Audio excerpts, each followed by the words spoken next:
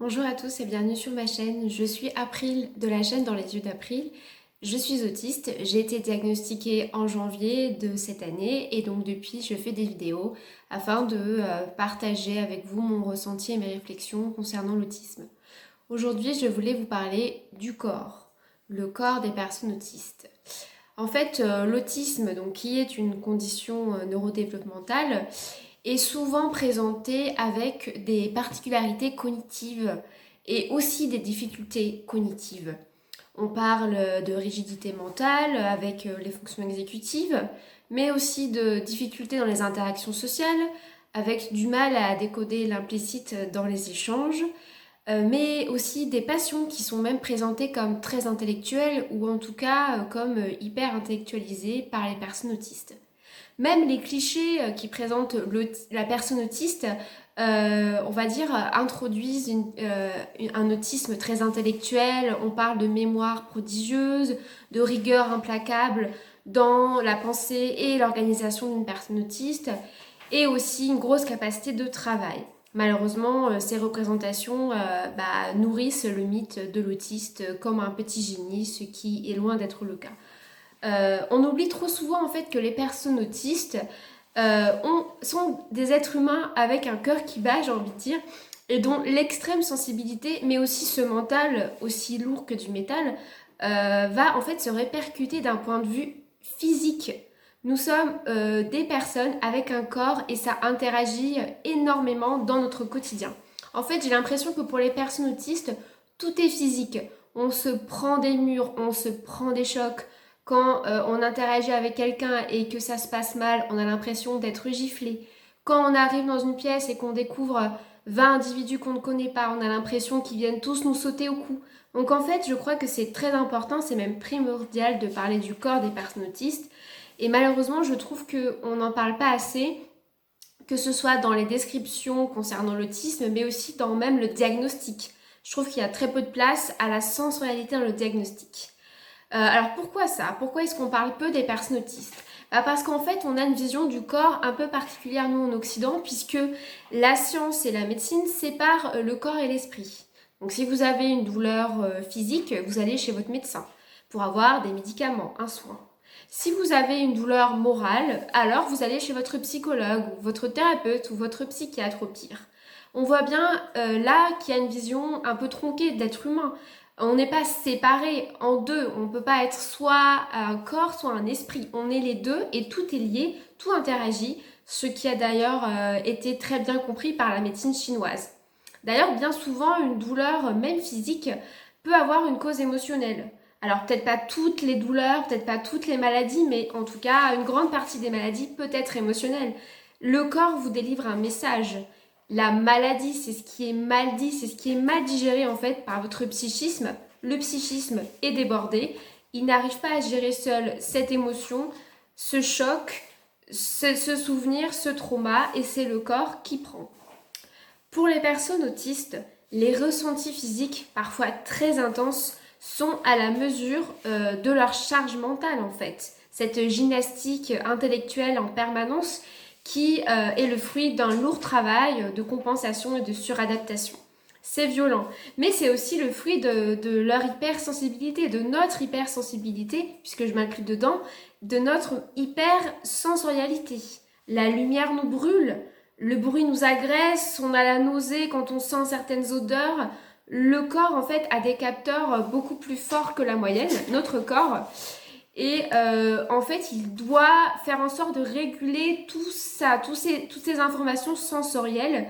Donc, de faire en sorte que nos sens ne soient pas débordés, surchargés. Et en fait, on ne se rend pas compte parfois, mais on lui en demande beaucoup. Et c'est la raison d'ailleurs qui explique qu'on soit souvent fatigué, qu'on ait besoin de se reposer dans la solitude, qu'on ait besoin de se couper de toutes ces informations visuelles, sensorielles et aussi avec les autres. En fait, le corps lui-même compense. Il compense tout autant que notre cerveau, même si on a tout axé sur le cerveau des personnes autistes, sur les fonctions cognitives, etc. Mais le corps aussi. Et parfois même sans que nous en rendions compte. On a comme la peau à vif en permanence. On est blessé par l'environnement et on doit ensuite prendre le temps de se reposer, je dirais même de cicatriser de cet environnement agressif. Sinon, on risque le cours de faire une crise autistique. On encourt le risque de faire une crise autistique. Comme nous sommes hypersensibles, qui est-ce qui va essayer de sauver un peu la barque? C'est notre mental. Le mental va tenter de prendre le dessus, mais du coup, on court cette fois le risque de se crisper à l'extrême jusqu'à la douleur et jusqu'à développer des maux physiques. Et on peut le voir d'ailleurs dans certaines expressions comme serrer les dents. On peut aussi se retrouver avec des problèmes digestifs parce qu'on aura l'estomac qui se sera retourné, on se sera retourné l'estomac jusqu'à la nausée, ou bien on aura même des migraines avec la sensation d'avoir en permanence un voile devant les yeux et la tête serrée comme dans un étau. Parfois, à l'inverse, pour survivre, on va dire, supporter toutes ces stimulations, on peut en fait se couper complètement de ces sensations physiques et on va jusqu'à se déconnecter. On se met un peu en mode automatique, en mode robot, et cela sans s'en rendre compte. Et on a l'impression d'avoir plus d'énergie, sur le moment en tout cas, parce que souvent le retour de bâton est violent et ça peut faire très mal. J'ai l'impression qu'on est soit dans un extrême, dans les extrêmes. Donc soit on est dans le trop, on ressent trop et tout déborde et tout est violent et agressif, soit on est dans le pas du tout, mais en fait c'est pas forcément non plus très sain. Je pense qu'il est très important dans un premier temps d'être au courant de son hypersensibilité, d'une sensibilité différente de la norme, plus intense, et donc il est important de bien l'identifier et de bien savoir ce que ça veut dire. Ça veut dire qu'on va être plus fatigué, qu'on est plus amène de faire des crises, de faire des burn-out, de faire une dépression, d'être touché, d'être blessé. Et il faut prendre soin de soi le plus possible. Et il faut, on va dire, prévenir plutôt que guérir. Enfin, il faut prendre le temps aussi de se demander à soi-même comment on va. Comment on se sent aujourd'hui dans son corps pour créer une circulation entre le corps et l'esprit. Recréer en fait ce qui n'est pas automatique, puisqu'on parle souvent d'automatisme et on sait que les personnes autistes, elles ont besoin d'intellectualiser parce que les choses ne se font pas automatiquement, notamment dans les interactions sociales. Mais je pense que pour le corps, le rapport au corps et aux sensations, c'est un peu pareil. On doit avoir ce réflexe de se sonder à l'intérieur, de se demander comment l'on va, parce qu'il y a un lien qui est un peu fragile, qui n'est pas fait, ou pas à chaque fois, ou parfois un peu en décalé aussi. Des choses peuvent arriver en décalé. Alors cette circulation qui est souvent coupée chez les personnes autistes, elles sont dues à plusieurs choses pour moi. Je pense que nous, les personnes autistes, on est tellement occupés à gérer intellectuellement beaucoup de choses dans notre environnement, que ce soit social, que ce soit familial, que ce soit au travail ou même dans la rue. On est tellement happé par plein de choses. En fait, on se demande à soi-même beaucoup de choses. On doit beaucoup compenser et se suradapter pour survivre. Et donc, le corps passe un peu à la trappe, en fait. Parce qu'on est beaucoup dans le mental pour pouvoir être intégré à la société, en fait. Il y a aussi autre chose, c'est que parfois, on n'arrive pas à identifier à temps l'émotion. Quelque chose qui fait mal, qui est douloureux, on va pas le voir ou elle va passer trop vite parce que justement on est occupé à faire plein d'autres choses en même temps et cette émotion elle va rester bien sûr et elle va finir par se loger dans notre corps malgré nous et c'est là où on peut développer des maux physiques. Cette émotion on peut la confondre avec une sensation physique. Parfois le corps s'exprime de cette façon. On a très faim, on mange et en fait c'est une colère qui est en nous et qu'on n'a pas identifiée. Ou alors on dort et on se rend pas compte qu'en fait c'est une anxiété terrible qui nous tenaille et qu'on n'a pas réussi non plus à dire. Il y a autre chose aussi que je trouve intéressant et je voulais avoir votre avis là-dessus, c'est que très bien, on nous parle du fait qu'on n'arrive pas à identifier à temps nos émotions. On nous parle du fait que parfois on a les émotions en décalé, que notre corps l'exprime à la place finalement de notre cœur. Mais il y a aussi autre chose, je trouve, c'est que parfois on n'a pas du tout accès à l'émotion, c'est-à-dire qu'elle n'est même pas ressentie. Le cerveau n'a pas compris qu'il y avait une émotion douloureuse à ce moment-là, à un moment T, et donc il n'a pas pu envoyer le signal au cœur pour qu'il la ressente, que nous on la ressente, et qu'ensuite l'émotion soit identifiée, enfin gérée, digérée, et que par le psychisme et qu'on puisse passer à autre chose. Vous voyez, ça se situe avant même d'avoir pu identifier qu'on avait une émotion, c'est-à-dire qu'on n'a même pas ressenti. Pourtant, l'émotion, elle est là et on l'a bien prise en nous. Mais c'est comme si sur le moment, on était insensible, même si c'est un peu bizarre de dire ça. Peut-être qu'il y a un décalage dans le temps, en fait, qu'on a besoin, dans un premier temps, de gérer autre chose. On n'est pas disponible à ce moment-là, donc l'émotion, elle est bien là en nous, mais on va la traiter plus tard. Et en fait, c'est comme si l'émotion, elle était immédiatement gelée et dans le cœur. Et ça forme comme des petits glaçons qui vont venir nous gêner sans qu'on puisse vraiment comprendre ou identifier ce que c'est, et qui vont s'accumuler comme ça, et en fait, sans qu'on parvienne à ressentir quoi que ce soit, parce que le cerveau n'aura pas encore compris que c'est une émotion douloureuse. Et ça, c'est ce qu'on appelle des traumatismes. En fait, j'ai l'impression que tous les chocs que la personne autiste, elle vit dans son quotidien, à cause du monde extérieur, les murs qu'elle se prend quand elle est confrontée à ces difficultés, on peut comparer l'intensité de ces chocs et de ces murs à des traumatismes qui parfois viennent directement se mettre dans le cœur de la personne autiste sans qu'elle puisse ressentir cette émotion, tellement elle est violente, tellement elle est profonde et tellement elle dépasse les capacités de la personne autiste à ce moment-là, en fait. Donc c'est autant toutes les violences que la personne autiste se prend dans son quotidien, c'est autant de traumatismes qui ne vont pas toujours être bien digérés et qui vont se loger directement dans une zone en fait du corps pour être traités plus tard, parce que sur le moment on n'a pas le temps. La conséquence de ça, c'est la somatisation, parfois très douloureuse, très violente, qui peut durer des mois, des années, qui peut changer de forme. Donc un coup c'est telle partie du corps, un autre coup c'est telle autre, et puis ça switch et c'est vraiment difficile. Et c'est là où certains thérapeutes peuvent nous reprocher d'être trop dans le mental, de nous faire du mal tout seul, alors qu'en fait notre mental c'est notre fonctionnement. Sans notre mental on pourrait rien faire en fait. C'est grâce à notre cerveau qu'on peut survivre, qu'on peut s'adapter et avoir l'air comme les autres. C'est parce qu'on doit sans cesse réfléchir à ce qu'on fait, à ce qu'on dit, avoir toujours un petit temps de retard. Certains thérapeutes aussi vont nous reprocher parfois de ne pas accepter nos émotions et que c'est pour ça qu'on somatise.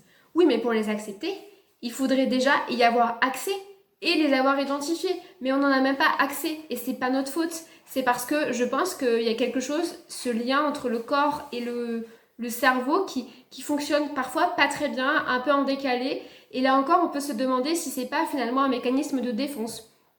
Si c'est pas parce que à ce moment-là, tu n'es pas capable, donc je te préserve, je vais geler ça parce que c'est trop violent pour toi, c'est trop intense et ça se dégèlera plus tard en fait. Tu pourras réchauffer ton cœur un peu plus tard quand tu seras prête. Et moi, ça m'est arrivé grâce à l'hypnose notamment d'avoir accès à des souvenirs, à des émotions traumatisantes, douloureuses, 10 ans, 15 ans après, et de vraiment sentir justement quelque chose qui se dégélait en moi. C'était vraiment très particulier. C'est vraiment une sensation, une sensation, à la fois une émotion vraiment déstabilisante. Ça libère quelque chose, c'est très angoissant sur le moment, mais après on se sent nettement mieux. Et je pense qu'on se rend pas compte à quel point on se prend des chocs, des chocs, des chocs, et que notre corps, notre petit corps, là, notre petit cœur, il en peut plus. Il est obligé de trouver les moyens de tenir, et les moyens parfois de tenir, c'est je pense, de se couper de ce qui est trop douloureux pour lui à ce moment-là. Voilà. En fait, il faudrait vraiment considérer le corps comme un outil précieux. Le corps, il permet de connaître son niveau de stress, de fatigue, son niveau émotionnel, quand on arrive bien à l'identifier. Et parfois, en fait, notre cerveau, il ne sait pas, il est un peu perdu, il y a trop de choses, mais notre corps, lui, il sait. Il sait toujours. C'est le lieu de l'intuition. C'est quand cette personne arrive dans une pièce, je ne me sens pas bien, je ne la sens pas. C'est l'intuition. Ou bien quand vous avez une réaction physique parfois violente, il y a quelque chose que vous ne supportez pas, c'est douloureux. Vous devez changer certaines choses dans votre vie, dans votre quotidien pour aller mieux. Et même la somatisation, ça peut paraître affreux, pénible et tout, mais quelque part c'est une bonne chose parce que votre corps s'exprime. Et si votre corps ne s'exprimait pas, à un moment donné, ce serait trop en fait. Et là, vous seriez, peut-être que vous auriez fait une grosse dépression 20 ans plus tard parce que vous auriez tout accumulé. Alors qu'avec la somatisation, quelque part, c'est une solution qu'a trouvé le psychisme et c'est un peu une soupape de décompression. Pour finir sur ces émotions et ce lien coupé entre le corps et le cerveau, Il y a aussi l'éducation qui joue beaucoup. L'éducation qui est validiste, parfois malgré la bonne volonté des personnes qui nous élèvent, hein, qui nous déconnectent de nous-mêmes, en fait, à force de nous faire douter de ce que l'on ressent, de ce que l'on éprouve, de notre sensibilité. En fait, on apprend à douter et à culpabiliser plutôt qu'à se faire confiance. Et petit à petit, ça va mener à une dissonance cognitive où en fait, on va faire des choses qui ne sont pas du tout en adéquation avec notre bien-être, nos valeurs, parce qu'on a été habitué comme ça à couper ce lien pour justement s'adapter à la norme. Il y a aussi autre chose par rapport à ces émotions et ce lien entre corps et cerveau, c'est la problématique du territoire. Alors les territoires, c'est notre peau, notre frontière, et c'est ce qui fait la séparation avec l'autre. Or, nous, les personnes autistes, on est hyper empathiques. On a cette empathie émotionnelle, à défaut d'avoir une empathie cognitive, qui fait que parfois, on ne sait plus ce qui nous appartient et ce qui appartient à l'autre. On est tellement envahi de plein de choses quand on est au contact des gens, de telle sorte que parfois, ça peut même paraître un peu surnaturel. On a l'impression de lire dans les pensées des gens qui nous entourent. Que en fait on est envahi, et ça aussi c'est douloureux, et on prend aussi physiquement les émotions des autres, on prend physiquement l'énergie des gens, la violence des gens aussi, leur colère parfois enfouie qu'on ressent malgré nous, hein. Et tout ça c'est lourd physiquement, et c'est pas étonnant qu'après on soit fatigué en fait, parce qu'il y a de plus en plus de monde qui n'exprime pas, qui est dans le sous-entendu, dans le passif, et nous en fait on a l'intuition, on sent quand même ça, même si on n'arrive pas à mettre de mots dessus, ce qui est d'ailleurs angoissant, et c'est lourd à gérer pour nous.